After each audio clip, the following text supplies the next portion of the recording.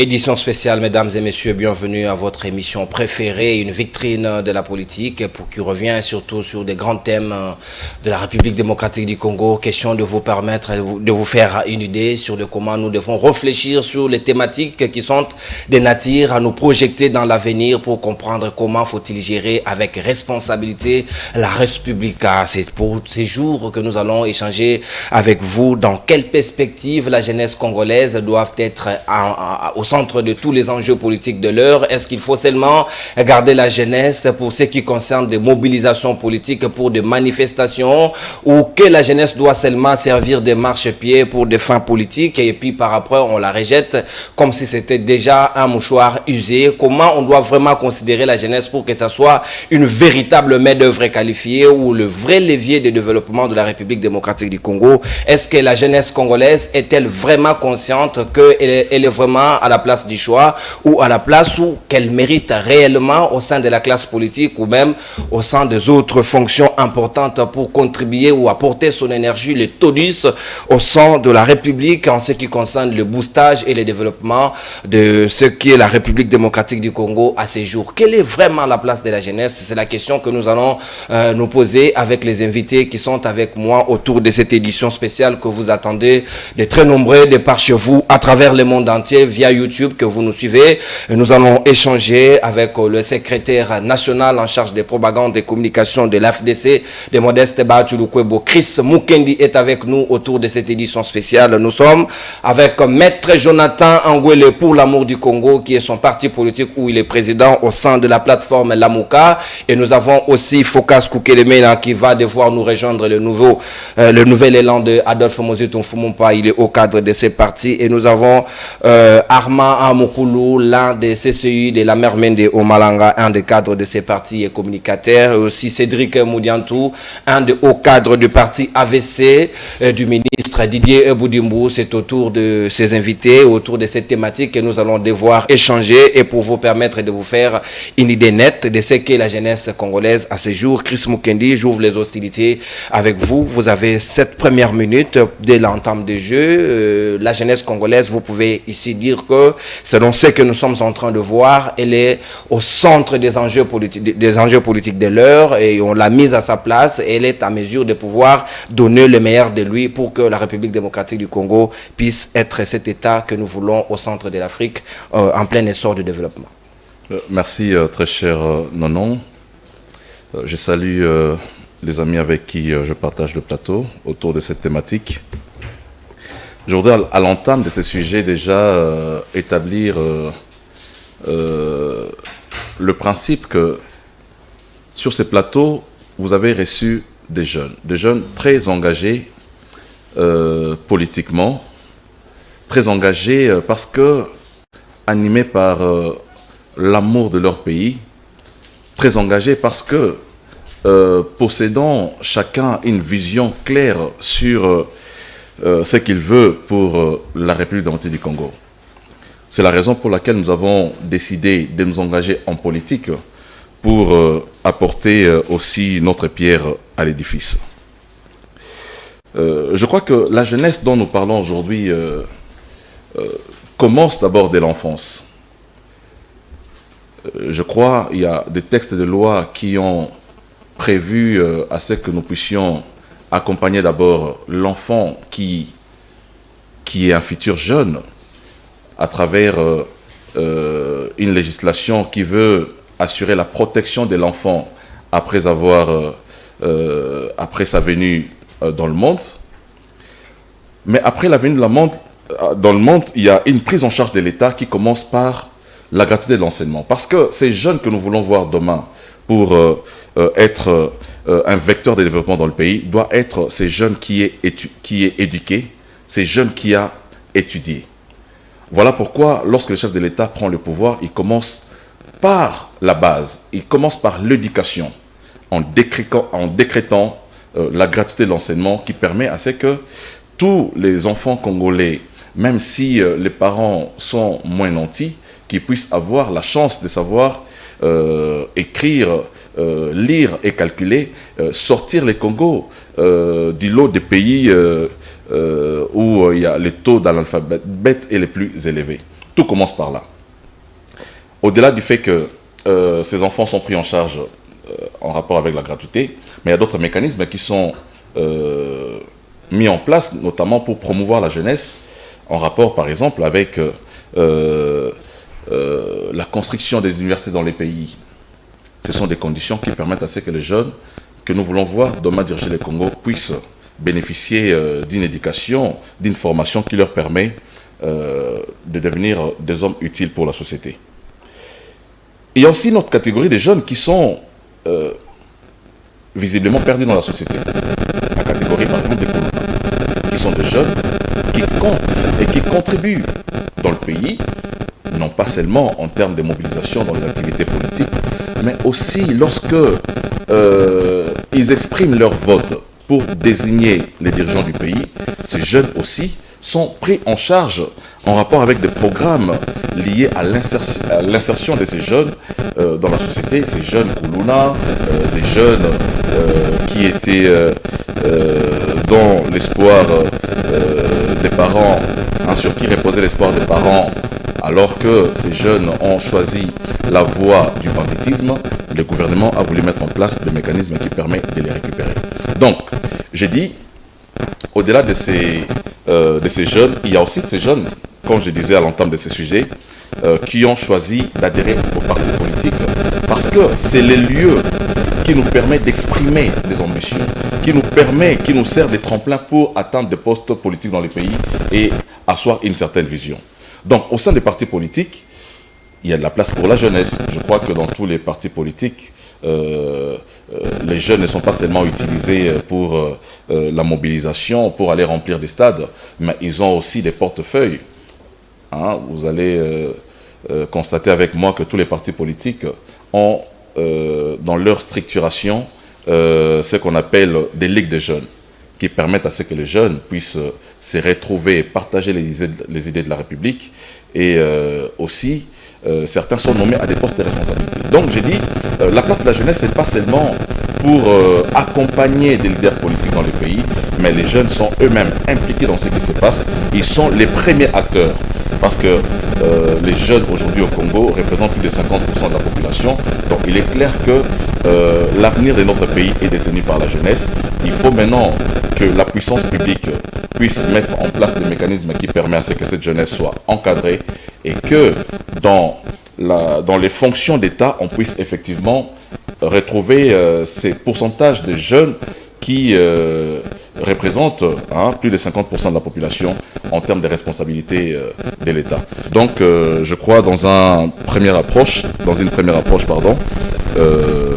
en attendant qu'on fasse le tour du plateau, on pourra encore aller en profondeur sur ces thématiques. Merci Chris Mukendi. On pourra aller davantage sur le fond de ces sujets. Maître Jonathan Anguele, maintenant votre lecture par rapport à cette jeunesse que vous contactez, que vous-même vous l'êtes, et d'ailleurs pratiquement à tous ceux-ci on est jeunes. Vous savez que la jeunesse a plusieurs catégories. Est-ce qu'aujourd'hui, outre que ceux qui embrassent la politique, les autres catégories de jeunes, nous pouvons dire qu'ils sont prises en compte?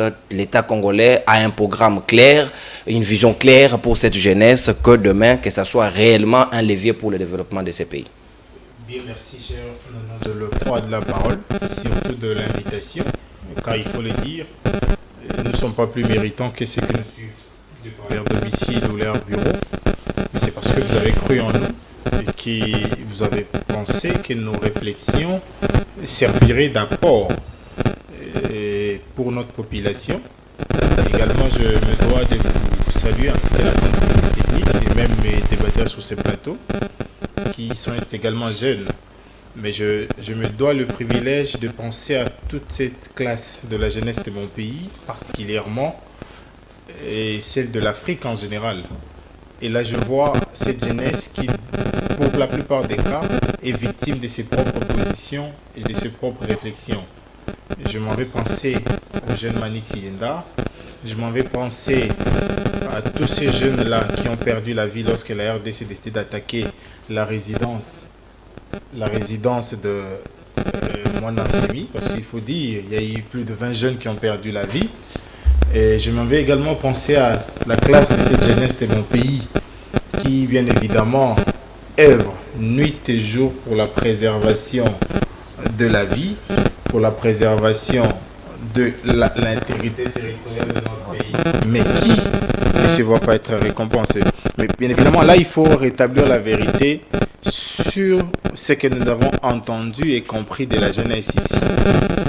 Mon prédécesseur a dit que la jeunesse commence depuis la naissance et il saute aussitôt pour parler de mécanismes mis en place par l'État congolais pour préserver l'intégrité, pour ne pas dire pour préserver la vie. Mais moi ici, je vais définir d'abord ce qu'on entend par jeunesse. De manière beaucoup plus lacunaire, on pense que la jeunesse, c'est cette couche de la population dont la tranche d'âge est comprise entre 15 et 24 ans. Rentrer en arrière, ça veut dire 14 ans, on parle de l'enfance. Mais bien évidemment, les penseurs ont pu ajouter pour dire que la jeunesse peut également aller jusqu'à 40-45 ans. Et nous sommes d'accord parce que pendant ces tranches d'âge, nous avons la force. Nous avons encore de l'énergie pour contribuer, pour chercher et éventuellement faire en sorte que ses prestations ou son passage ne puissent pas être vides. Ici, j'aimerais analyser la jeunesse en 3 points. Je vais donner le premier, qui est jeune. Le second, pour moi, comment encadrer la jeunesse. Et le troisième, que faire pour orienter utilement la jeunesse. Comment encadrer la jeunesse? Vous savez, dans le monde, on a pensé que la vie humaine est centrée sur 3 mouvements beaucoup plus constants. Il y a les réveils, la recherche de la vie, ça veut dire le travail. Vous vous levez, soit vous allez à l'école, soit vous allez au travail. Il y a cette deuxième phase qui vient, qu'on appelle le repos.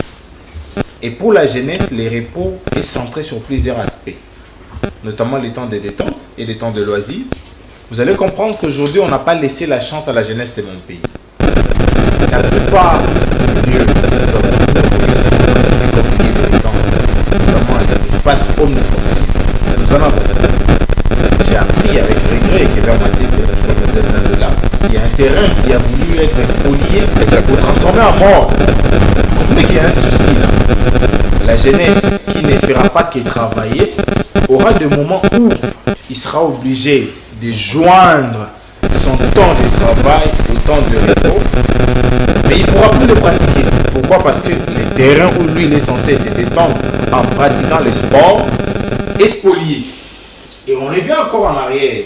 Les activités sportives dans nos établissements. On avait l'habitude de voir les tournois interscolaires qui permettaient de dénicher les talents dans plusieurs disciplines. Aujourd'hui, on n'en parle presque plus. Et troisièmement, c'est la contribution de l'État sur cet encadrement de la jeunesse. Aujourd'hui, je ne sais pas si ces constats-là, je suis le seul à le faire ou nous sommes nombreux. Le nombre des enfants de la rue a presque multiplié de plus de 3 fois de ce que nous vivions en 2015-2016. Parce que c'était l'année où il y avait plus. Voilà pourquoi l'État avait actionné la logique de fondation pour que la plupart de ces fondations-là puissent prendre en charge ces enfants de rue avec l'apprentissage des métiers. Je me rappelle à l'époque, on a même organisé une campagne qui permettait à l'INPP de réduire à la baisse les prix des formations pour l'apprentissage des métiers à ces jeunesses-là, à cette jeunesse. Mais aujourd'hui, la politique gouvernementale qui encadre cette jeunesse, elle est laquelle? C'est en fait ça la question. Est-ce qu'on table sur la prévision? Est-ce qu'on table sur l'apprentissage des métiers? Est-ce qu'on table sur l'auto-épanouissement? C'est en fait ça la question. Il ne suffirait pas de nous dire oui, j'organise l'école. Mais l'école, ce n'est que pour l'enseignement de base. Un jeune qui se retrouve à la rue à 19 ans. Voilà, c'est fait ça la réalité. Il n'ira pas à l'université parce que l'université, elle n'est pas gratuite. Et là encore, il faut des moyens. Lui ne travaille pas, les parents sont au chômage. Qu'est-ce que l'État préconise pour permettre à ces jeunes-là, à 19 ans, diplômés d'État, mais incapables d'aller pour apprendre un métier? Est-ce qu'il va aller à l'INPP et s'inscrire gratuitement au nom de l'État? Non, ce sera ça la question. Voilà pourquoi nous pensons que l'État devait mettre en place des mécanismes citoyens pour permettre à cette population d'embrasser un métier pour éviter la présence dans la rue. Troisièmement, l'utilité de la jeunesse. Une jeunesse qui est suffisamment formée et autonome ne sera pas utilisée comme mobilisateur. Ça non. Une jeunesse qui est suffisamment outillée en termes de documentation, ce que lorsque j'adhère dans un parti politique, j'ai le choix soit d'être cadre ou d'être militant. Mais si je décide d'être cadre, ça veut dire que je dois me rassurer d'être en mesure de contribuer à hauteur de cadre. Mais pour être en mesure de contribuer comme cadre, il me faut 2 moyens. Voilà pourquoi, en amont, l'État devait lui permettre d'avoir de quoi se former, de quoi être autonome. Et je vais peut-être citer par là, parce que je vois que mon minute est atteint. L'État congolais aujourd'hui est défaillant dans l'encadrement de la jeunesse. Vous n'allez pas me donner des centres construits par l'État congolais où on encadre la jeunesse. 2, il n'y en a pas. Il n'y en a pas. Et bien évidemment, je suis sûr que je vais l'entendre sur ces plateaux, on nous parle de SN, Service National. Mais plus loin encore, ces services-là n'avaient pas été créés pour permettre à la jeunesse de s'aimer. Non. Pour les encadrer dans des activités paramilitaires. C'est en fait ça la réalité. Et ces activités-là doivent être librement consenties. Donc, pour le moment, je crois que c'est le petit décor, la petite plantation que je pouvais mettre pour permettre à nos auditeurs ou à nos téléspectateurs de cerner sur quoi on doit tabler pour la jeunesse, qui est jeune et comment utiliser cette jeunesse. Merci, Maître Jonathan Anguele, pour l'amour du Congo, Lamouka. Maintenant, place à Focas Koukelemena, Nouvel Élan. Focas, qu'entendez-vous par la jeunesse? Qui est réellement jeune? Qui nous devons considérer comme jeune à ce stade? Et comment nous devons utiliser cette jeunesse pour que ça soit réellement une jeunesse à même de nous permettre d'avoir un pays conscient, un pays capable en plein développement, avec une jeunesse qui apporte réellement ce qu'elle doit apporter, avec un rôle très capital, ce que le pays attend de lui, comme disait Kennedy. Est-ce que nous avons une jeunesse qui a atteint cette maturité? Merci beaucoup pour la question, elle est très pertinente. Nous allons devoir décliner notre connaissance par rapport à cela, parce que entre mes mains, vous verrez que j'ai ça, on appelle lexique des sciences sociales, parce que je m'adonne beaucoup à la lecture pour comprendre les concepts. Et vous comprendrez avec moi que les concepts jeunes dans ces lexiques, c'est les concepts les plus exploités. Vous avez au moins 1 page et demie, juste parce que les savants voulaient expliquer que c'était jeune. Et dans l'explication, parce que vous posez la question dans le même sens, il faut comprendre que les concepts jeunes est défini selon les secteurs de l'usage de cet homme. Quand vous êtes dans la médecine, on ne définit pas un jeune. Chrono, s'il vous plaît. On le définissait dans une approche juridique. Quand un juriste veut définir ce que c'est jeune, il ne le définit pas comme un politologue, ni comme un philosophe, ni comme un pharmacien, et ni comme un militaire. Vous comprendrez que pour des raisons pharmaceutiques, quand on parle de la jeunesse, il y a des éléments qui permettent aux pharmaciens de pouvoir définir ce que c'est un jeune. Pourquoi? Parce que dans son domaine, il va user de ce que l'on appelle l'administration des produits. Et cette administration des produits tient compte de l'âge biologique. Pour les enfants, il y a une dose. Pour les jeunes, il y a une dose. Pour les vieillards, il y a une dose.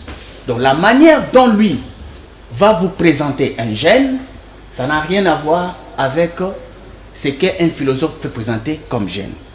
Mais pour ne pas abuser de votre temps, nous avons des définitions philosophiques, juste pour un jeune qu'on vous présente comme une personne qui atteint un développement intellectuel à même d'être capable de réfléchir, de poser des actes et d'assumer la responsabilité.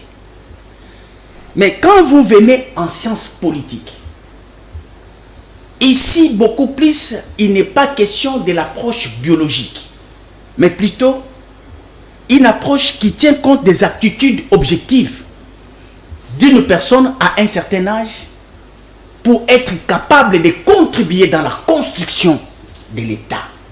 C'est-à-dire que, jeune pour les politologues, c'est celui-là qui a des aptitudes positives permettant à reconstruire ou à construire un État.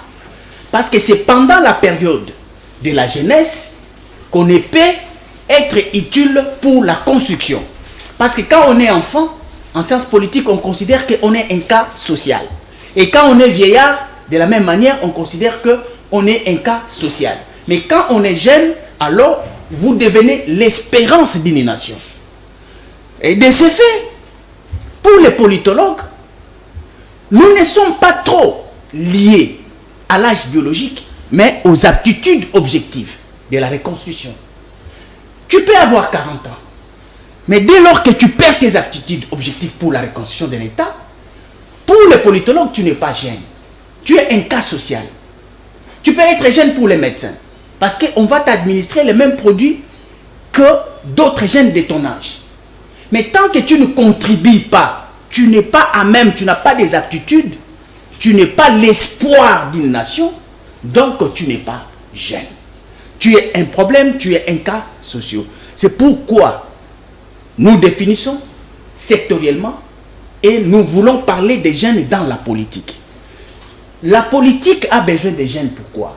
Parce que la terminologie du développement veut que nous puissions parler du capital humain comme moteur du développement d'un État. Alors, ce capital humain doit être préparé. La société met en place, les dirigeants mettent en place des politiques publiques pour que ceux qui noteront trouvent des structures déjà préparées pour leur existence, afin que l'État, par sa magie intellectuelle, puisse être à même de produire une race, une qualité de personnes qui seront appelées capital humain. Parce qu'on n'appelle pas capital humain tous ces jeunes gens qui ont 40 ans, 30 ans, 28 ans. Non. On est capital humain quand on a des aptitudes de pouvoir donner pour la reconstruction. Alors, de ce fait, vous comprendrez que pour les cas du Congo, pour être pragmatique, est-ce que nous avons des politiques publiques qui sont conçues pour pondre cette tranche de personnes qu'on appelle jeunes, à même d'avoir des aptitudes objectives et positives pour la reconstruction? Ça commence par où? Ça commence d'abord par une politique publique orientée vers le ménage. On appelle la famille. C'est-à-dire que les savants, ils veulent que, pour que vous puissiez au finish avoir le capital humain digne de ce nom, il faut fixer votre regard au ménage. Pourquoi? Parce que c'est la cellule de base. C'est là où l'enfant naît, il doit construire son corps, il doit bien manger, il doit bien dormir. Pour que demain cet enfant, partant de cette formation biologique équilibrée, sera à même d'aller à l'école. Quand déjà biologiquement, l'enfant est bien équilibré et que sa tête est bien formée, il prend une bonne formation après avoir été bien éduqué à la famille. Parce que si déjà au niveau de la famille, vous n'avez pas la politique salariale digne de ce nom, les rémunérations vous ne donnez pas, les traitements vous ne donnez pas aux familles, les avantages vous n'accordez pas, les avantages sociaux bien sûr, vous allez vous retrouver que vous auriez ce genre de personnes qu'on appelle enfants, mais qui n'auront pas la latitude, la capacité de pouvoir être demain de bons citoyens pour constituer un capital humain. Alors, c'est pourquoi, quand vous voulez avoir un bon capital humain, il faut une politique publique orientée d'abord au niveau de la famille, et puis donner une école. J'ai écouté mon ami en face, En une minute. Chris Mukendi, parler de l'école gratuite. Mais l'école gratuite doit être assise sur un humain qui est déjà bien formé. Parce que vous ne pouvez pas envoyer à l'école un enfant qui est malnutri, un enseignant malnutri, même si l'école est gratuite. Dans ce contexte-là, vous n'avez rien fait. Parce que l'homme a 3 dimensions. C'est pourquoi à côté de la famille, on a mis l'école, et à côté de l'école, on a mis l'église. Pourquoi? Ces 3 dimensions doivent être concomitamment prises en compte. La croyance de l'enfant, l'éducation sur le plan mental, psychique, vous avez la formation biologique et vous avez la formation intellectuelle. Quand vous avancez pour sa formation, en dehors de l'école, vous avez l'université. En dehors de l'université, vous avez ce que l'on appelle des structures d'encadrement. Les structures d'encadrement, de quoi il s'agit? Ce sont des partis politiques, ce sont des associations de jeunes. Merci. Ce sont des ministères tels que vous avez le ministère des Sports et Loisirs. Tout ça, ça vient pour accompagner les jeunes à être demain des capital humains. Mais ici, qu'est-ce qui se passe?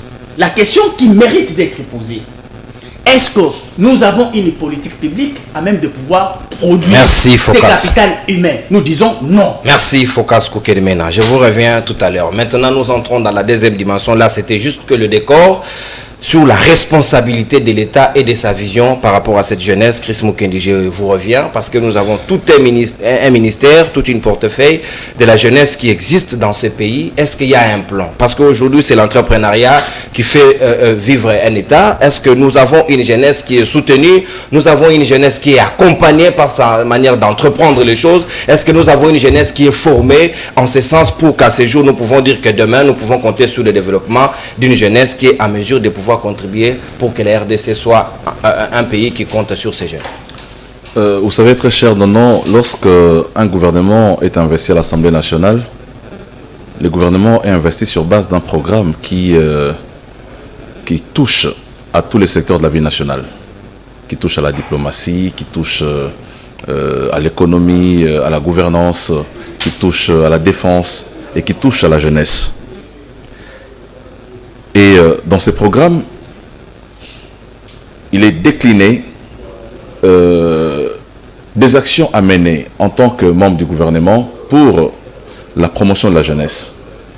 Parmi ces actions, il y a la formation technique, la formation professionnelle, il y a la formation culturelle, il y a les sports.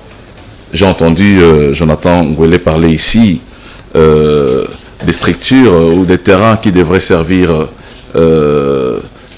qui étaient à la disposition de la jeunesse pour faire les sports, qui auraient été spoliés. Donc ça veut dire que lorsque nous avons un ministre des Sports, le ministre des Sports a dans ses attributions tous ces éléments qui sont cités ici, et il doit accompagner le gouvernement à atteindre ces objectifs-là, notamment la promotion de la jeunesse.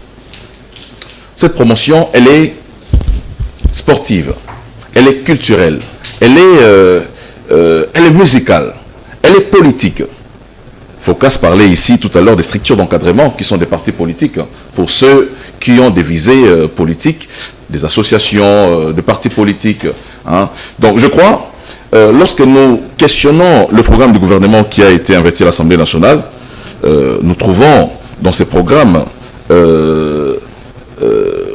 une politique qui consiste à former, à convertir aussi cette jeunesse, parfois qui n'est pas qualifiée, à devenir une main-d'œuvre utile dans le pays. Hein. Il y a plusieurs programmes, donc je ne vais pas commencer à citer tous les programmes qui sont mis en place par le gouvernement ici, mais je parlais à l'entame de ces sujets, déjà les programmes pour la réinsertion, par exemple, des Koulouna, à travers le projet de service national, qui transforme le Koulouna aujourd'hui.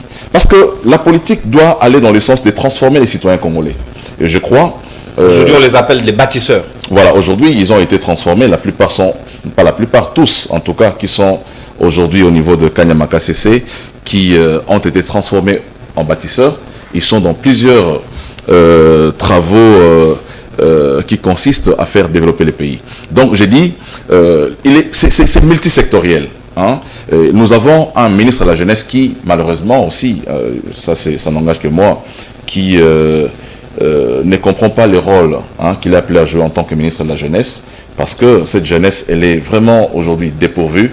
Une jeunesse qui n'a pas, qui ne sait pas à quel sens se vouer pour que ces problèmes soient des surtout problèmes. Que si vous allez par exemple dans les domaines sportifs, parce que vous l'avez effleuré dans votre argumentaire de tout à l'heure, il n'y a aujourd'hui presque pas une politique nationale sportive qui existe en ce sens, parce que les championnats n'existent presque plus, les championnats d'âge, il n'y en a presque pas, et ces jeunes-là, vous voulez qu'ils s'épanouissent dans ce qu'ils font, dans ces domaines, parce qu'aujourd'hui, le sport, surtout le football, est devenu pratiquement des business. Est-ce que l'État congolais a conscience de cette manne qui devrait normalement faire bénéficier? Non, je crois que l'État congolais en a conscience, parce que dans tous les projets, dans tous les programmes du gouvernement, il en parle, il en a conscience. Maintenant, il faut maintenant désigner des acteurs qui vont appliquer ces projets qui a été présentés ou investis à l'Assemblée nationale. Je prends par exemple ici les cas des stades municipaux qui ont été construits à travers la ville de Kinshasa. Vous construisez un stade municipal par exemple à Delvaux et vous soumettez l'octroi de ces stades-là à des frais qu'il faut payer au niveau de Beseko. 200 $, pour utiliser le stade municipal de Delvaux. Donc ça veut dire que dans ces cas, vous avez détruit les sports. Et la jeunesse qui avait accès à ces stades-là pour s'exercer au football, parce que c'est le même stade qui a produit Mbokani, c'est le même stade qui a produit Mazoa, tous les autres joueurs qui sont ici de ce coin-là, c'est le même stade qui,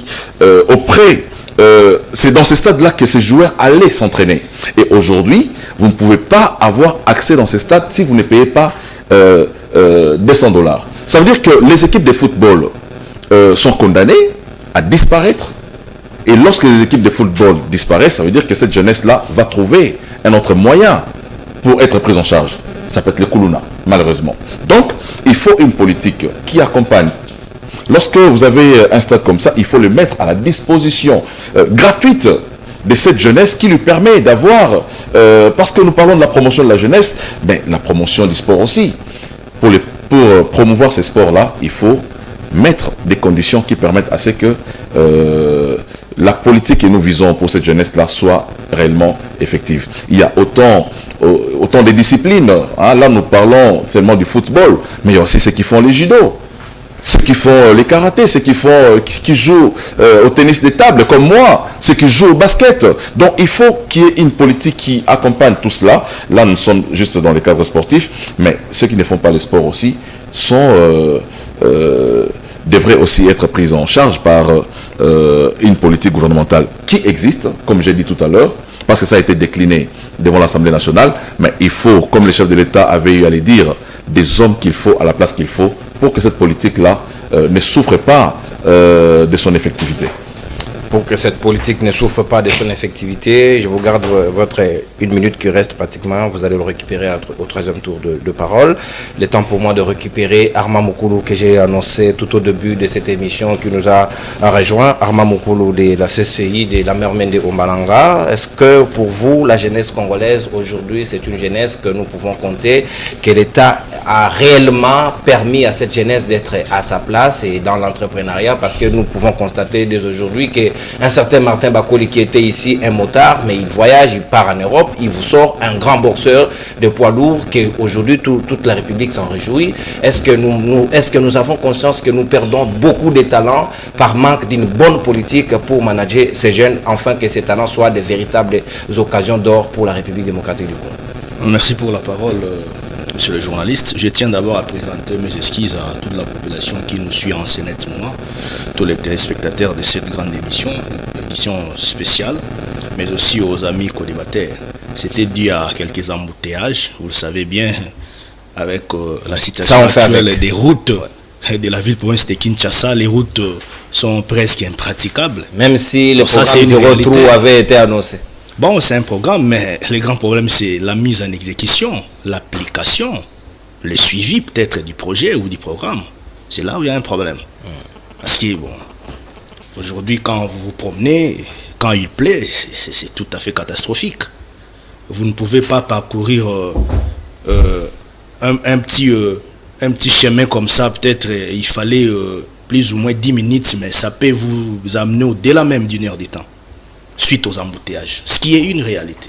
C'est la raison pour laquelle je l'ai toujours dit, il faudrait une politique architecturale de taille pour la ville province de Kinshasa. Parce que depuis 1960 jusqu'à ce jour, aucun gouverneur de la ville province de Kinshasa s'est mis dans la construction des routes, à part Gentini Ngobila. Ça, je ne le félicite pas, mais c'est un constat fait. Lui au moins, je vois quelques routes en pleine réhabilitation, parce que parler de la construction, c'est encore mâcher les mots, en pleine réhabilitation. Par exemple, l'Enguessa, je vis aujourd'hui un long de plus ou moins 16,5 km de routes, aujourd'hui éclairées. Donc ce sont des faits palpables. Mais d'une manière générale, à Kinshasa, les routes, en tout cas, sont dans un état de délabrement. Ça ne va pas. Alors, je crois les amis ont bien abordé les sujets. Je vais aussi dans la même diapason que Chris Mukendi. L'État, c'est une fiction juridique. C'est en fait une fiction juridique. C'est comme un monstre. L'État, on ne peut pas les toucher comme ça. Mais on les voit à travers les actes, les œuvres. à travers la gestion Les des actions établissements, des systèmes établis pour fonctionner dans ces systèmes monstres, comme je peux le dire ainsi. Alors, l'État est encadré par des techniciens de la gouvernance, par les institutions, les établissements publics, les entreprises publiques, ainsi de suite. Alors, lorsque vous parlez de la jeunesse fait partie de la classe sociale d'un État. On l'a toujours dit, la jeunesse, c'est en fait le socle de l'avenir. On l'a toujours dit, l'avenir des demain appartient à la jeunesse. Mais moi, je l'ai dit, c'est la vie d'aujourd'hui d'un pays qui est entre les mains de la jeunesse. Parce que, imaginez-vous un peu, la grande partie sociétale, c'est la jeunesse qui l'occupe. Si nous allons même dans le pourcentage de la population, vous remarquerez avec moi que le plus grand pourcentage de la population est réservé à la jeunesse. Donc la jeunesse est multiple en fait. En Afrique et en République démocratique du Congo en particulier. Surtout en République démocratique du Congo. Dans la population, nous avons une population majoritairement jeune. Vous comprenez un peu? Alors, lorsque cette jeunesse n'est pas bien encadrée, ça aboutit à des effets, je dirais, négatifs. Par exemple, aujourd'hui, si la jeunesse, par exemple, vous avez un jeune qui n'a pas d'emploi, qui est censé être encadré, qui est censé être considéré par l'État. Parce que comme Chris l'a dit, il y a les lois du pays qui ont mis des mécanismes d'accompagnement même de cette jeunesse-là. Ce n'est pas pour rien, nous avons un ministère chargé de la jeunesse, sport, loisirs, ainsi de suite, culture, art, etc., etc. Mais les constats, eux, seulement que cette jeunesse-là est abandonnée. Et pourtant, il y a une politique nationale mise en place pour l'encadrement et l'accompagnement de cette jeunesse. Par exemple, avec la boxe, vous pouvez dire ici, vous affirmez, ou même avec le football, qu'il y a vraiment une bonne politique nationale qui existe. Nous avons un problème dans notre pays. On vise toujours politique, on vise toujours les mines. Or, il y a moyen d'investir dans d'autres formations, telles que les sports. Les sports est vaste. Les sports, ce n'est pas seulement le football. Est-ce que vous savez qu'il y a une discipline qu'on appelle soulèvement des poids? Ça existe, mais négligé. Nous avons taekwondo, nous avons tennis, nous avons karatéka, nous avons beaucoup de formations sportives. Mais vous verrez qu'avec la politique sélective de notre gouvernement, pas seulement les gouvernements d'aujourd'hui, ça date de très longtemps, cette philosophie, cette façon de faire les choses, on privilégie beaucoup plus les sports au détriment d'autres, les sports du football au détriment d'autres formations sportives. Ce qui n'est pas en fait une bonne façon de faire les choses. Par exemple, les box. On l'a toujours dit, du point de vue sociologique, les grands Kassai, ils produisent des meilleurs boxeurs. Et c'est une réalité. Pourquoi ne pas aller dans ce sens-là, par exemple? Créer, je dirais, des centres omnisports de formation, par exemple, dans différentes disciplines sportives. Pas seulement pour le football. Même pour le football, on n'en a pas. Et aujourd'hui, tout entre peut-être les mains des privés. Or, il fallait qu'il y ait une politique d'entrepreneuriat qui allait en réalité encourager ces privés-là qui œuvrent dans ces domaines sportifs. Vous comprenez? Et donc, sur ce plan-là, moi, je l'ai toujours dit, si au Congo, on prenait au sérieux les domaines sportifs, à un moment donné, on peut même oublier la politique. Parce que, imaginez un peu quand on voit un Bakambu sur terrain, un Dieu merci Mbokani, quand on voit un Boutou Trésor qui joue comme ça sur terrain, à un moment donné, dans un petit laps de temps, vous allez vous rendre compte qu'on peut même s'oublier sur la politique. Les tendances politiques. Effectivement, parce que les sports réunis.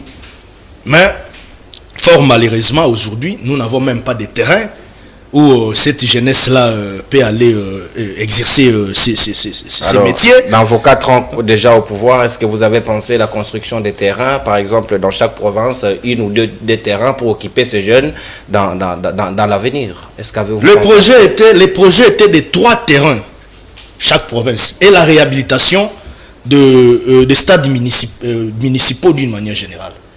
Mais fort malheureusement, jusque-là, en tout cas, on constate un vide dans l'exécution en fait de ces projets. Quand quand je vois par exemple les stades municipaux de Lemba où on a vu Bruno Tchibala qui s'est fait qui s'est jeté en sapeur-pompier, qui a amené les tapis, tout, qui l'a réhabilité. Moi je m'étais dit, mais le gouvernement était où? Quand ce sont maintenant des individus qui viennent en aide. Vous comprenez? Là, je suis en train de réfléchir comme homme d'État, comme scientifique en fait. Je réfléchis sans torpeur politique. Merci. Parce qu'à un moment donné, lorsqu'il s'agit des dossiers techniques, oui, évidemment. Quand il s'agit des dossiers techniques, à un moment donné, nous, les modèles politiques, nous qui sommes personnalités politiques, nous devons en réalité mettre de côté nos égos, réfléchir pour amener des idées qui peuvent faire avancer les pays. C'est comme la situation de l'Est aujourd'hui. Vous verrez des gens qui viennent avec des réflexions très politiques, teintées de la politique. Merci, Armand. Qui politisent tout. Or, c'est une question qui engage aujourd'hui toute la République, où les états-majors devront en réalité s'apaisantir, réfléchir, donner des pistes de solutions qui devront en réalité prises en compte même par l'État congolais, par le secteur de la défense et de la sécurité pour nous amener vous avez consommé votre temps d'antenne. De l'avant. Merci beaucoup. Vous avez consommé votre temps d'antenne. Je vous ai rattrapé parce que vous aviez un petit retard. Merci. Donc vous avez justifié tout à l'heure. Maître Jonathan Anguelo, maintenant il fallait dépassionner le débat parce que cette jeunesse qui nous suit aujourd'hui, c'est une jeunesse qui doit tirer quelque chose pour comprendre de vos rôles. Parce qu'à un moment, il faudra aussi s'interroger si cette jeunesse elle-même aussi, elle est consciente du rôle qu'elle doit également jouer au sein de la Respublica. Est-ce qu'aujourd'hui, nous pouvons dire que l'État congolais a fait sa part et la jeunesse peut également faire sa part pour que nous puissions compter tous en l'unisson de penser à ces développements que nous souhaitons? Eh bien, merci de l'octroi de la parole à nouveau. Il faut déjà dire que l'État congolais est l'unique responsable de la situation alarmante que nous déplorons aujourd'hui pour l'état de la jeunesse. Mais bien avant cela, j'aimerais faire un petit recadrage. Je suis heureux de partager ces plateaux avec des jeunes qui sont du camp au pouvoir. Et d'eux, j'attendais plutôt avoir de manière concrète de programmes ou des politiques publiques, comme l'a dit Foucault sur l'entendre, qui aujourd'hui sont mises en application et dont le peuple est censé être bénéficiaire, particulièrement cette jeunesse. Mais malheureusement, on m'a dit qu'il y a plusieurs programmes dont on ne se donne pas les privilèges de dénombrer ici. On vous parle de l'initiative du numéro 1 du SN avec 2 gouverneurs de province comme étant un programme gouvernemental. Avec 2 gouverneurs de province, et je vais les démontrer. Seulement 2 gouverneurs de province. Les SN, Service National, a pris l'initiative avec le gouverneur de la ville de Kinshasa et c'est du Haut-Katanga pour encadrer, principalement de Lolaba, d'encadrer les jeunes qui ont été soit réfracteurs ou sont catégorisés comme Koulouna. On ne parle pas des jeunes des Évreux, on ne parle pas des jeunes de la rue, on ne parle pas des Chégués, mais on parle des jeunes qui sont infracteurs. Pourtant ici, la démarche c'est de nous dire que l'État congolais pose tel acte, tel jalon pour l'encadrement de la jeunesse dans son ensemble. Parce que la jeunesse, il y en a au Congo central, des infracteurs, il y en a au Congo central, la jeunesse, il y en a au nord Ubangi, il y en a au sud Ubangi, il y a également des infracteurs là-bas. Mais par le fait que les 2 gouverneurs seuls ont manifesté l'envie, on va les raccorder aujourd'hui pour dire que c'est un projet gouvernemental. Non, il faut l'appeler initiative de 2 gouverneurs de province et les SN. La preuve, c'est que les déplacements de ces jeunes-là sont pris en charge par les provinces et non l'État congolais. Le ministre de la Jeunesse n'a jamais été invité. Et même les conditions dans lesquelles ces jeunes-là partent, ils sont sous ces cargos-là, assis par terre à même le sol. Presque démobilisés déjà, démotivés. Mais lorsqu'on parle de l'encadrement, il faut me dire que l'État congolais a sorti 5 millions par exemple pour trouver des avions bien équipés avec des sièges pour ces jeunes-là. Mais je vous l'ai dit ici, il y a des images qui circulent. C'est plutôt 2 gouverneurs de province qui mettent des moyens pour encadrer ces jeunes-là. On va encore plus loin. On considère ces projets-là comme étant un projet de réinsertion. Donc ça veut dire que ces jeunes-là ont été pris, travaillés pour les redéfinir ou les réenvoyer dans la société. Mais jusque-là, pas de promotion, même pas un qui a déjà été renvoyé à la société. Ils sont tous là pour une durée que nous ignorons. Nous ignorons. Parce que personne ne nous a dit que ce soit les gouverneurs ou même les responsables des SN, que ces gens-là sont partis pour 10 ans, pour 4 ans, pour 3 ans. Personne.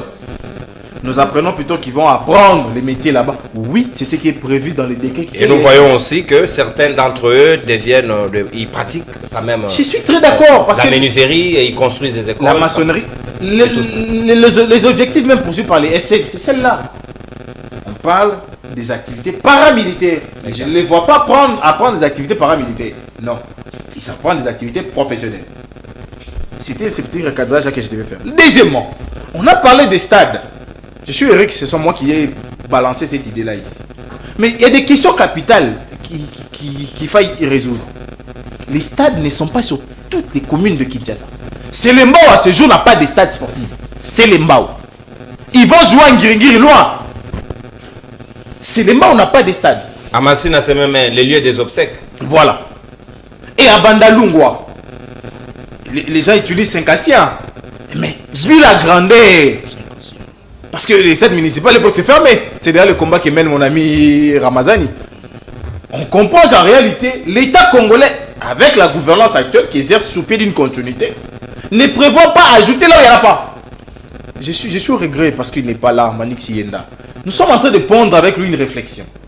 Considérant la loi sur les ETD, pourquoi ne pas faire en sorte que chaque commune ait des hôpitaux de référence, des stades, pas un, mais 2 stades plusieurs, et même des centres récréatifs, pour permettre à cette jeunesse-là de s'occuper. Si vers Delvaux, je ne peux pas payer $200, mais si j'ai un autre terrain, du côté des deuxième entrées par exemple, je vais ériger des centres de formation, où les enfants vont apprendre les judo, le taekwondo. Aujourd'hui, la RDC n'a pas un terrain où on peut jouer du rugby. Il n'y en a pas. Mais nous recevons quand même les Jeux de la francophonie. Vous imaginez un peu. Avec plusieurs disciplines. Nous n'en avons pas. Et j'ai même suivi les Racine 23 de la France qui dit qu'il aime bien recruter en Afrique. Pourquoi? Parce que là, il y a des colosses. Vous n'allez pas me dire qu'au Congo, nous n'avons pas des colosses. Mais qui sont formés où? Qui apprennent où? Ça, c'est la politique gouvernementale que les pouvoirs de mon ami devaient... Pour maintenant venir dans votre thématique. La préparation de la jeunesse. Il faut les manager. Et on manage à l'école, en famille et dans le milieu social. Troisièmement, l'affectation. Mais cette affectation doit commencer par une orientation. Tous ne sont pas appelés à aller à l'école. Non. Sinon, on n'aura pas de gens à même de travailler sous les drapeaux. Mais qui pour l'orienter? Voilà pourquoi, dans l'enseignement, on a institué les conseils d'orientation. Et qui peuvent lire l'attitude des enfants. Moi, je l'ai dit. Si je suis en dehors aujourd'hui, c'est en partie parce que mon conseil d'orientation me l'a dit. Il dit, je te vois défendre les gens. Vous comprenez un peu? Donc, ces jeunes-là, qui sont orientés. Et l'orientation devait partir par une politique gouvernementale à même de cibler d'abord ces jeunes-là, les identifier pour les orienter. Manque de planification. Deuxièmement, les bénéfices. Lorsque nous avons encadré la jeunesse, lorsque nous les avons orientés et planifiés, nous bénéficierons en termes sécuritaires. Parce qu'on n'aura pas de koulouna. On n'aura pas de koulouna. Tout le monde va s'empresser pour exercer les métiers qu'il a appris. Mais lorsqu'on n'encadre pas, nous avons des koulouna. Nous allons bénéficier en termes artistiques. Aujourd'hui, il y a des talents dans mon pays. Mais combien de centres de spectacles que nous avons? L'unique studio que nous avons en ce moment en Guébi, non? Mais depuis qu'ils sont là pour plus de 4 ans. Ils ont construit combien de salles de spectacle? Nous attendons l'inauguration de celui dont le Coréen ou les Chinois financent en face du palais du peuple. Donc, moi, je pense qu'aujourd'hui, des politiques publiques, il n'y en a pas encore. Merci, Maître Jonathan Angwele. Maintenant, nous allons réfléchir avec Focas Kokelebe dans la projection d'une intelligence artificielle et surtout dans le monde du numérique aujourd'hui. Est-ce que la République démocratique du Congo n'est pas à l'arrière-plan pendant que les autres, la jeunesse, je prends l'exemple par exemple du Rwanda, où aujourd'hui vous avez une jeunesse qui est maintenant dans le numérique, dans l'intelligence artificielle, mais nous ici on vous citera les IPA, on vous dira que l'État n'a pas encore pensé cela, pourtant le monde de demain repose sur cette intelligence artificielle. Est-ce que nous pouvons rattraper notre retard? Est-ce que c'est faisable? Je vous ai dit ici qu'une jeunesse, que ce soit des inciviques, que ce soit cette jeunesse qu'on appelle capital humain, n'est pas une génération spontanée. C'est une production étatique.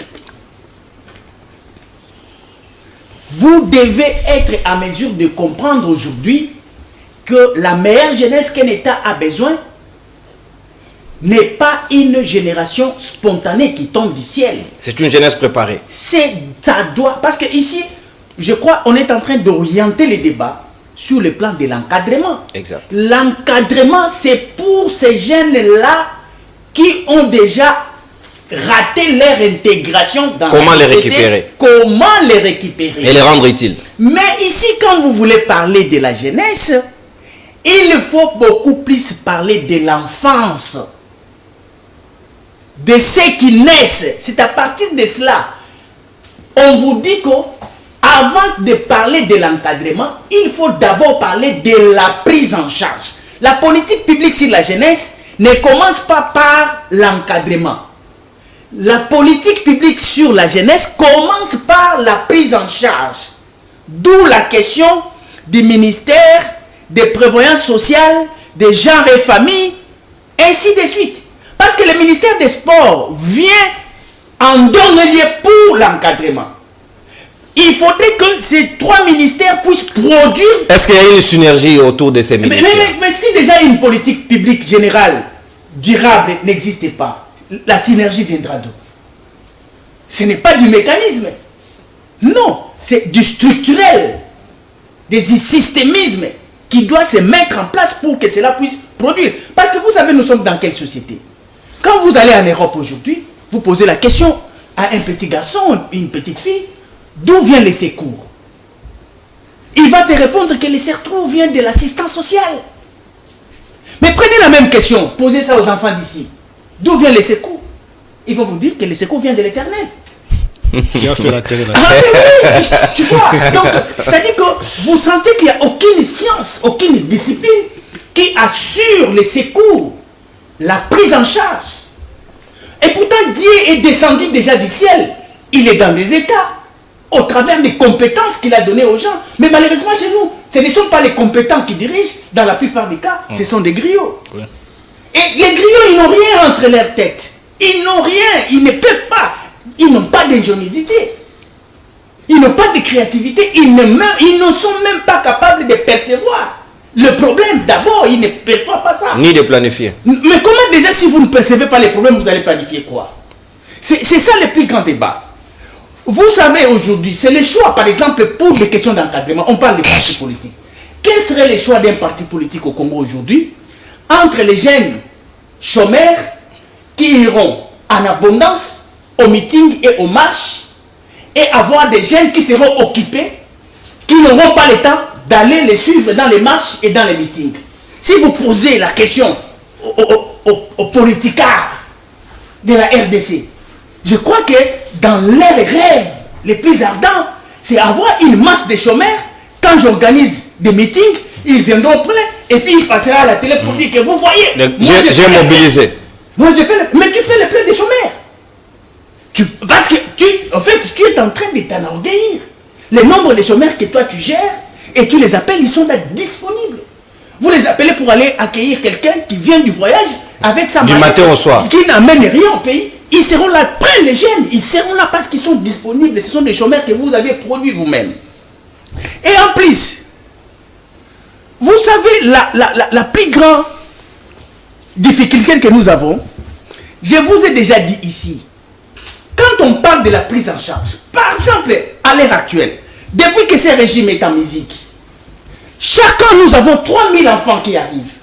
Donc c'est-à-dire que nous avons déjà 12 000 enfants qui sont pondus en République démocratique du Congo depuis que Félix est au pouvoir. Mais est-ce qu'il y a-t-il une politique statistiquement planifiée pour savoir la prise en charge de ces 12 000 enfants? On dit que la prévalence de la fréquence des morts tous ces 12 000 est plus enfants, élevée. tous ces 12 000 enfants ont déjà répondu à la question de l'acte de naissance. C'est-à-dire que déjà leurs parents sont allés s'enregistrer auprès des services étatiques pour dire que voici 12 000 enfants sont nés au travers l'acte de naissance. Je l'ai déjà expliqué ici.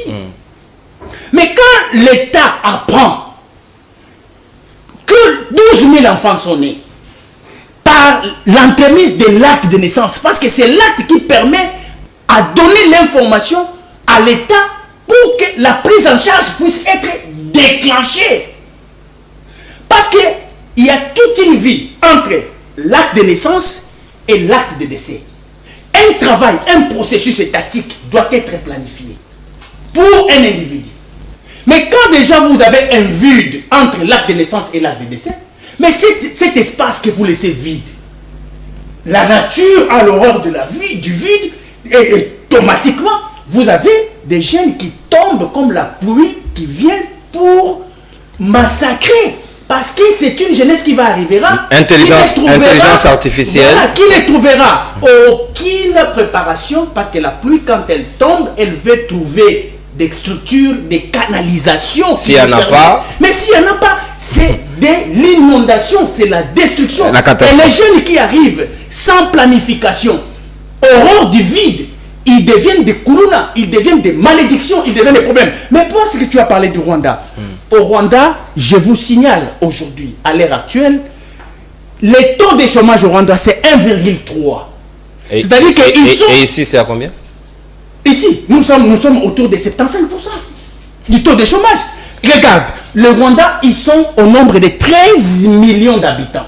Et ils ont les taux de chômage de 1,3 qui représente 2000 hommes chômeurs. Seulement.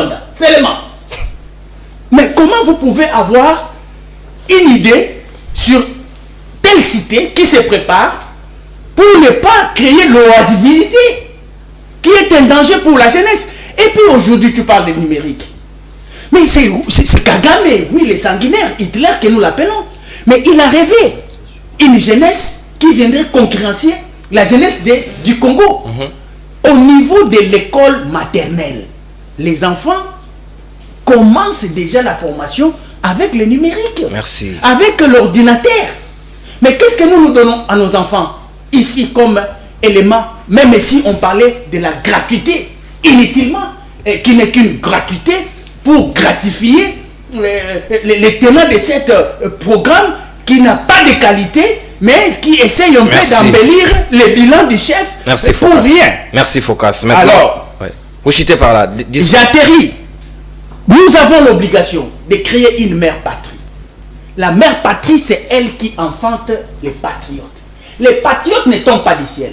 Ils doivent bénéficier du traitement par la prise en charge, par l'intégration. Mais vous avez des ministères tels que le ministère du Travail.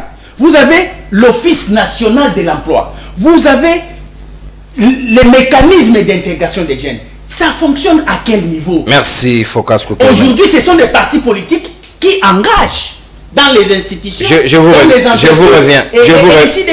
reviens parce qu'on doit atterrir en toute douceur et en toute quiétude. Chris Mukendi, je vous reviens parce qu'il reste à chacun 5 minutes chacun, la conclusion dedans. Il faut bien gérer les temps pour que nous puissions atterrir en toute bonté. Le monde de demain repose sur la technologie, sur l'intelligence artificielle. Si nous ne nous prenons pas garde, si nous ne prenons pas conscience à cela, nous serons, ceux qui n'auront pas la technologie vont subir la technologie des autres et nous vont subir également l'expertise des autres.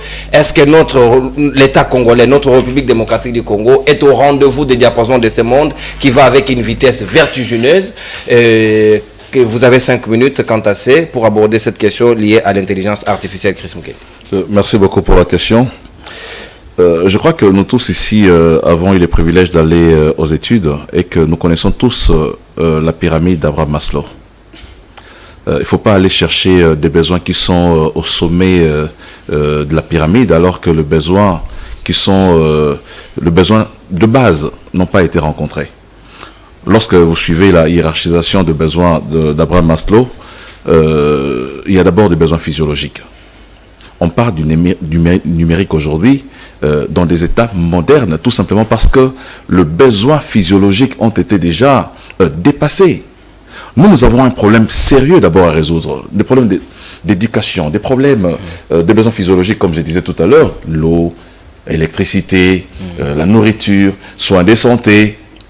Pour un peuple qui n'a pas encore réussi à remplir ses besoins au plus bas niveau de l'échelle, le numérique va au-delà. Et nos dirigeants, est-ce que nos dirigeants ont conscience que nous accusons un grand retard que nous devons vite rattraper? Moi je voudrais ici vraiment que nous puissions dépassionner les débats, qu'on parle République. Bien sûr, il faut quitter les tendances politiques. Il faut pas limiter les débats dans un régime donné. Exact. Parce que quand on veut construire une République, on construit la République avec des idées, avec des perspectives telles que c'est énuméré ici. Donc si nous restons dans les débats de ces régimes a fait 4 ans, les gens de ces régimes vous diront pendant 18 ans ça n'a pas été fait. Bien, très bien. Donc en 4 ans ça sera impossible de faire. Parce que moi en tant qu'économiste, je sais que pour appliquer une politique, il faut un budget. Notre budget, j'ai entendu ici les amis parler en termes de construction des stades. On a construit combien de stades dans telle commune, combien de stades à Bumbu, il n'y a pas de stade, à Selemba, il n'y a pas de stade. Ok, est-ce une priorité dans un contexte comme le nôtre de construire des stades partout alors que vous êtes incapable de mobiliser un budget qui permet de construire toute la République? Voilà de vraies questions qu'il faut se poser. Parce que dans un pays, moi je me dis parfois, nos projets, nos programmes d'action, j'ai l'impression que ce sont des copier-coller que nous faisons chaque année. Le même projet de société que Kabila avait présenté en 2006, nous avons les mêmes projets, En fait, nous sommes dans une continuité de copier-coller, alors que sur le plan de la faisabilité, nous ne faisons rien. C'est comme ça que lorsqu'on parle du budget, parfois on parle de chapelet des bonnes intentions, tout simplement parce que sur le plan de la faisabilité, nous sommes incapables d'accomplir ou d'appliquer tout ce que nous sommes en train de dire. Tout simplement parce que les moyens sont d'abord modiques. Lorsque vous avez 1000 francs à la maison, entre acheter les mégas de votre téléphone et acheter de la nourriture à la maison, qu'est-ce qui est plus prioritaire? Nous sommes encore à ce stade-là. Donc, on ne va pas dépenser de l'argent pour acheter l'abonnement Canal Sat à la maison, alors qu'il n'y a encore rien à manger. Donc, il faut prioriser les besoins. Il faut hiérarchiser les besoins dans une maison. Et c'est ça l'État aussi. Donc, je me dis, tout ce qui a été énuméré, parce que j'ai les programmes du gouvernement devant moi ici. Hein, lorsque je lis tout ce qui est prévu, pour... par exemple pour la jeunesse, lorsque vous lisez les piliers 15 du programme d'action ici, on parle de promotion de la culture, des arts, des sports et des centres de loisirs. Axe 59, on dit poursuite de la réhabilitation, de la construction et de la modernisation des stades. C'est ce que nous sommes en train de dire ici. Mais avec quels moyens? On dit ici poursuivre la construction des grands stades au niveau de chaque province en perspective de l'organisation des grandes rencontres sportives internationales. C'est très bien tout ça. Mais ça coûte quoi à la République? Qu'est-ce que nous mobilisons comme moyen pour que nous puissions appliquer notre programme? Mais avant de concevoir les programmes, il fallait aussi envisager quel moyen, quel budget, Voilà pourquoi j'ai dit, j'ai l'impression parfois que c'est le même programme qui a été initié depuis Mobutu que nous sommes incapables de pouvoir... innover. Non, pas innover, hein, appliquer. Innover, ça veut dire que nous sommes déjà dans un autre monde. Là, nous sommes déjà dans le numérique. Donc, même dans le numérique, là, il y a une certaine... comme on dit, vous voyez comment, ici à Kinshasa, on a l'accès d'abord à l'Internet. Dans toute la République ici, l'accès à l'Internet, c'est pratiquement... Et la connexion des très mauvaises qualités. Moins de 10% de la population. Il y a moins de 10% de la population qui a accès à Internet. Voilà déjà les problèmes. Donc, il faut chercher à accroître d'abord notre capacité ou la capacité des Congolais à utiliser l'Internet, pour commencer à espérer à d'autres choses. Ce qui amène dans le numérique ici quelques innovations sont pour la plupart des Congolais qui ont émergé à l'étranger, qui viennent nous proposer des services. Par exemple, le Congolais qui a créé les téléphones au Capi. Mais vous pensez qu'un Congolais habitant ici à Kinshasa peut créer un téléphone? Est-ce que c'est l'environnement?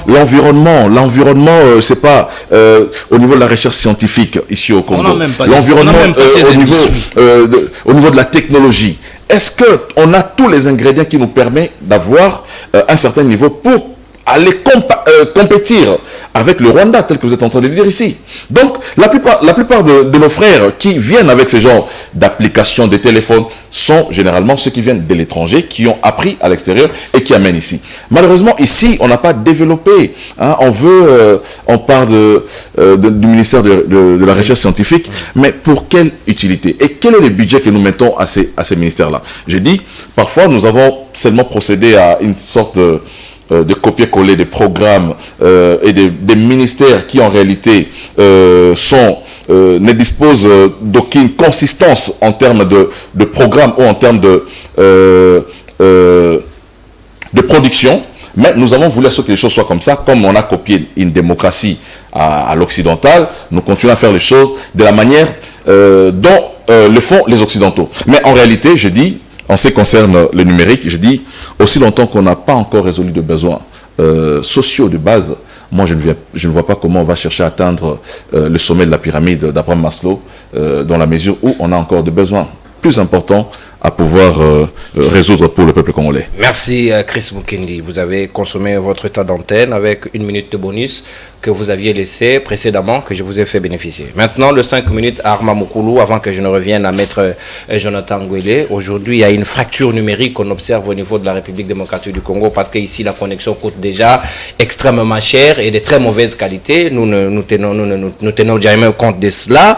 Mais aussi, il faut comprendre que ici, vous avez un Mark Zuckerberg aux États-Unis qui peut vous créer un start-up à mesure de pouvoir engager des milliers de gens, impacter le monde, amener des milliards de dollars américains. Est-ce que nous ne comprenons pas qu'aujourd'hui l'économie est allée ailleurs? Nous sommes encore dans des traditionnels, de pouvoir chercher comment faire l'agriculture, alors que nous pouvons miser sur la jeunesse, dans l'innovation, dans la créativité, pour que nous puissions changer les paradigmes. Est-ce que c'est possible de pouvoir aller vers ce monde de challenge, de concurrence?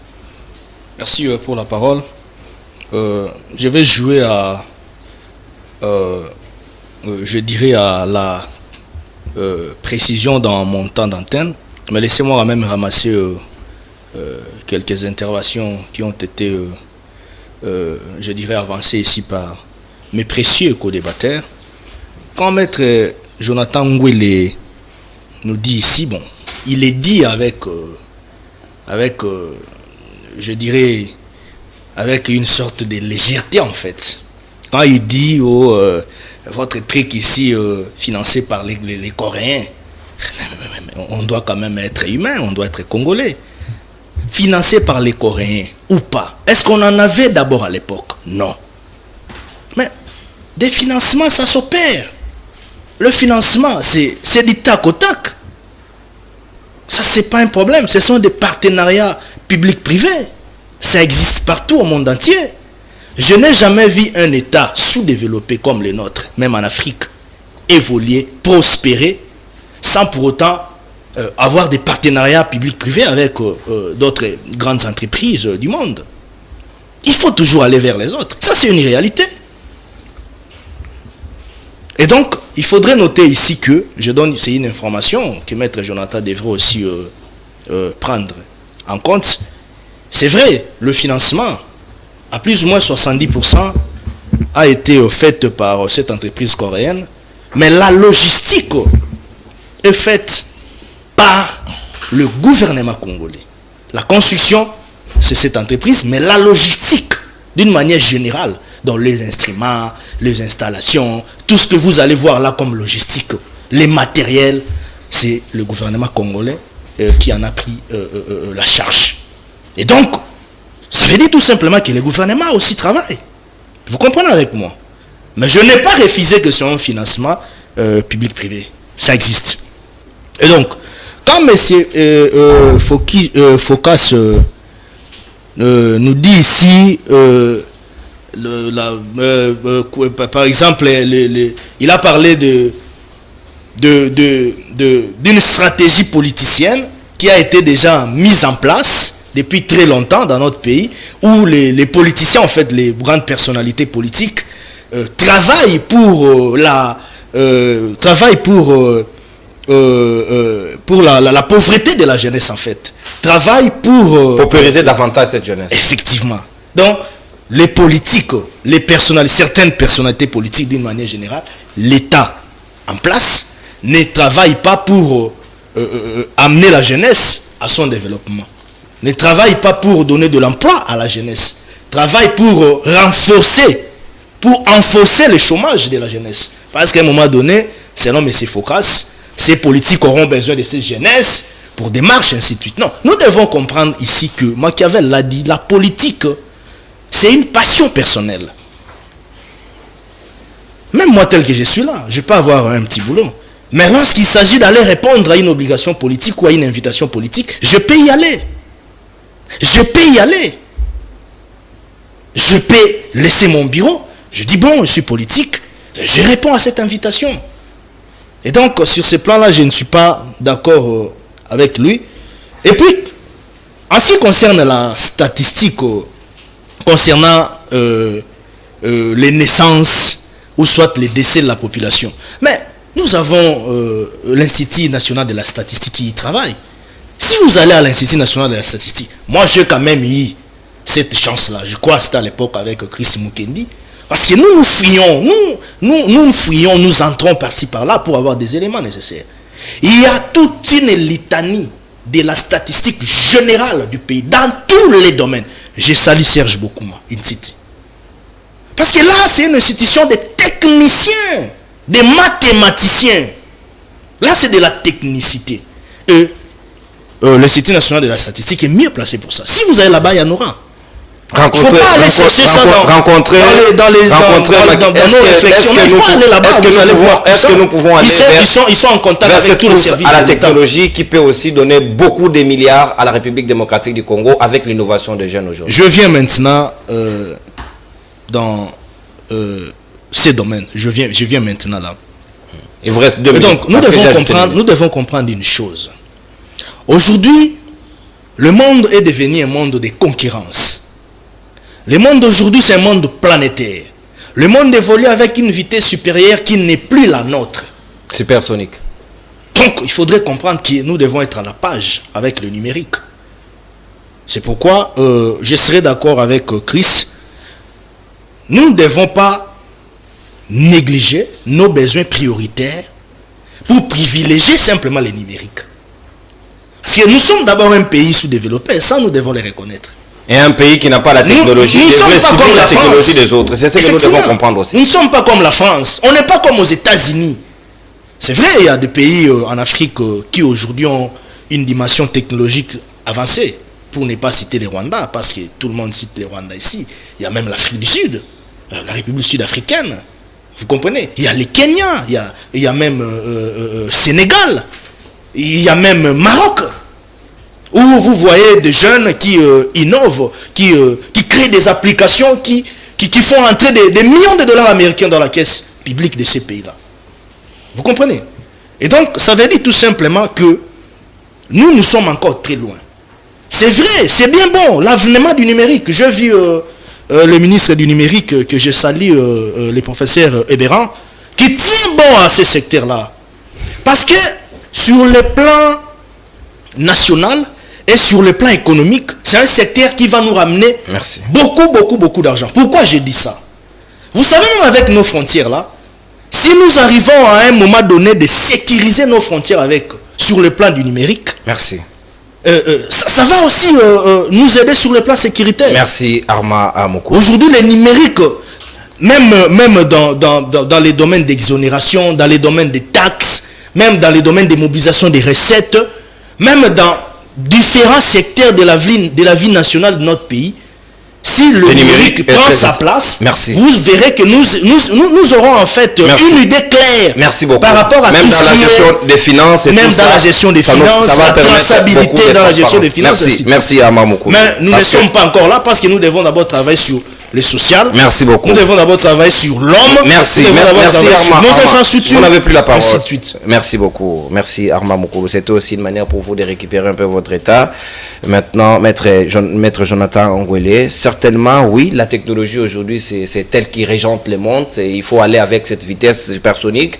Si nous continuons seulement à nous préoccuper à nos besoins de base et faire fi à cette technologie qui va avec une vitesse supérieure, nous pouvons demain être à la traîne, à la queue des autres pour aller chercher cette technologie que nous serons en grand retard, peut-être pas rattrapable. Merci Nono de la question. J'aimerais déjà dire que je ne suis pas d'accord. Je ne suis pas d'accord que l'on argue sur ces plateaux. Que nous devons d'abord résoudre nos besoins physiologiques et oublier la question de cette propension au développement du numérique. Pourquoi? Parce qu'aujourd'hui en Afrique, nous sommes qu'à deux États qui utilisent encore la 4G. Nous sommes qu'à deux, nous et puis le Soudan du Sud. Nous sommes à deux. Tous sont vers la 5G.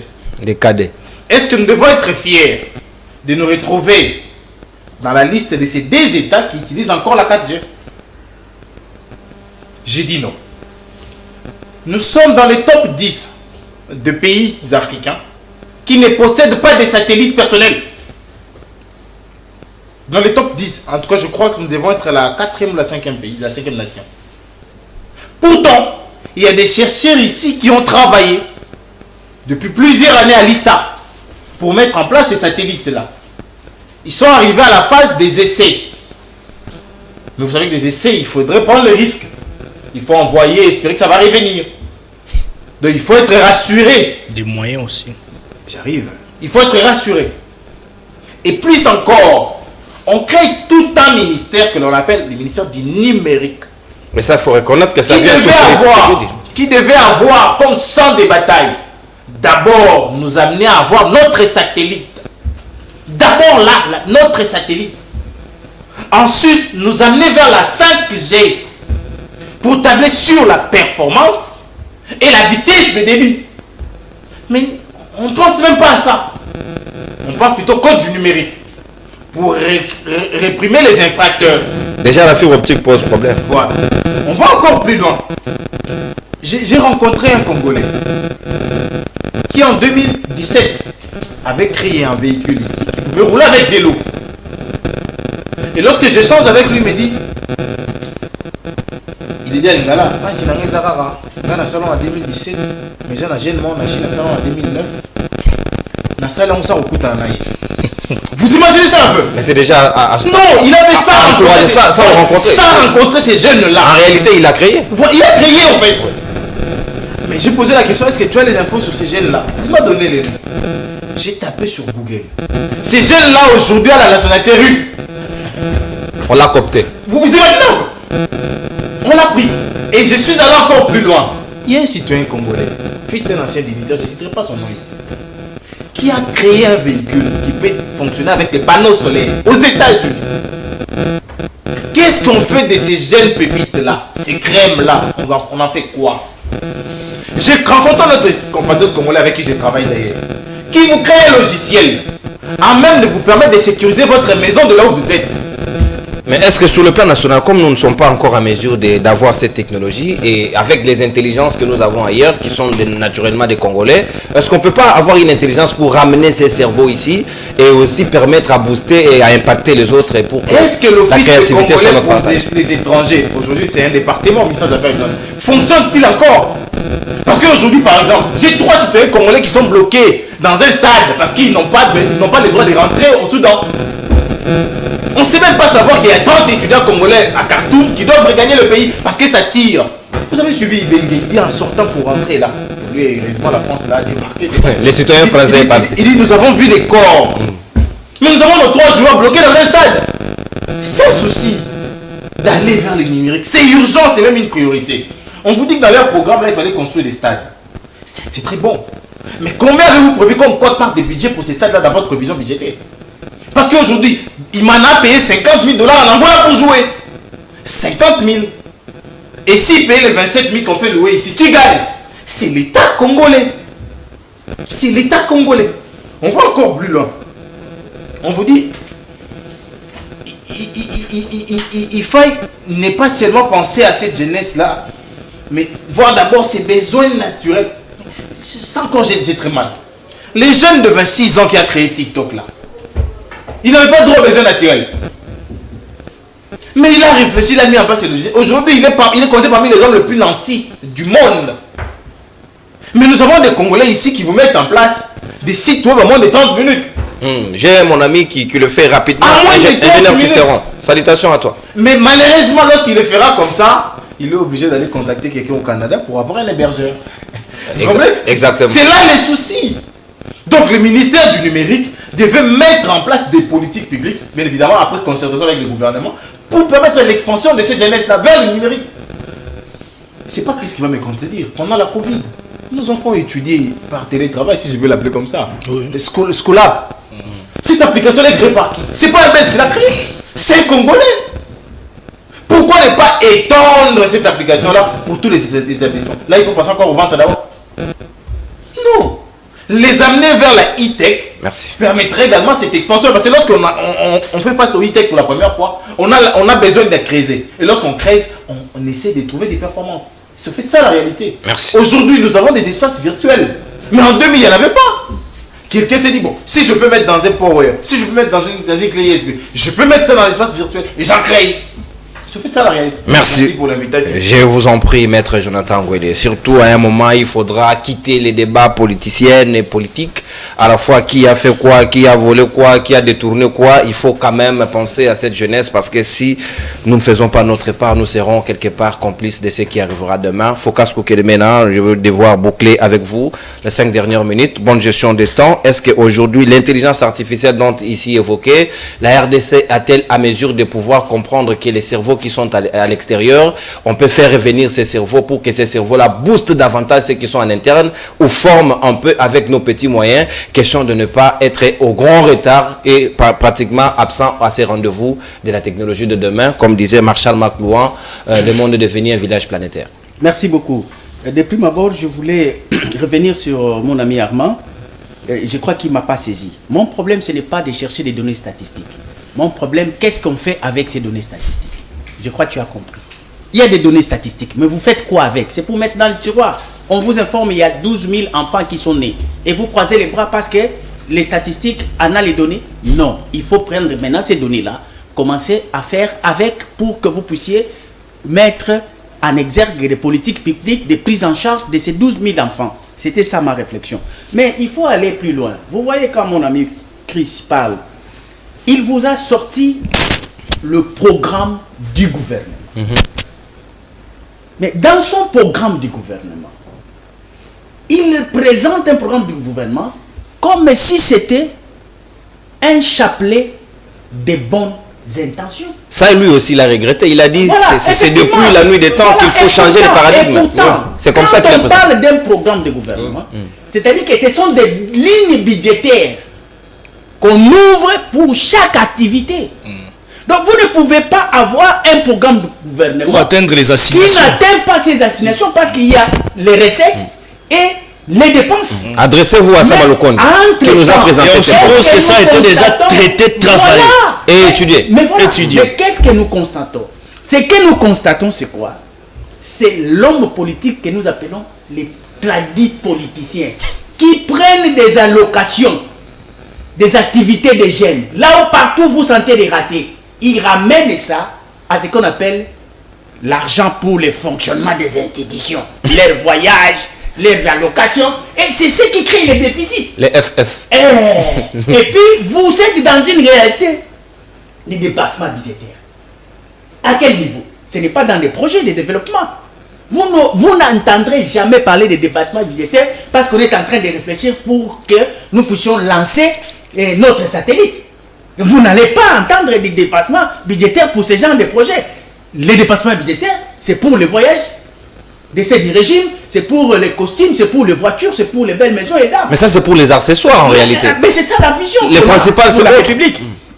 Mais aussi, c'est pourquoi je suis en train de réfléchir pour la mise en place de la chambre de péréquation stratégique pour le développement. Ça va beaucoup nous aider. Pourquoi? Comment vous avez des gouvernements qui se succèdent? Parce que ce que nous dénonçons aujourd'hui, c'est ce qu'on a dénoncé avec Kabila. Et nous continuerons si nous ne changeons pas de paradigme. C'est pourquoi, en critiquant, nous proposons ce qui est efficace pour demain. Mais dans un programme de gouvernement, nous devons voir clairement des lignes budgétaires qui s'ouvrent sur ce que l'on appelle d'abord les urgences de l'État. Parce que à côté des urgences, il y a des priorités. On commence d'abord par les urgences et puis après des priorités. Parce qu'il y a plusieurs priorités, mais il y a aussi dans les priorités des priorités comme le Congo. Tout est priorité, mais il y a des urgences. C'est comme ça qu'on donne la vision. Le leadership est éclairé pour ça. Quand vous ne voyez pas, parce que ici le débat entre le social et le numérique, mais c'est le numérique qui va créer le social. Exact. C'est comme ça pourquoi on cherche le numérique? C'est pour booster l'économie. Et l'économie, on résout l'économie avec la richesse que crée le numérique.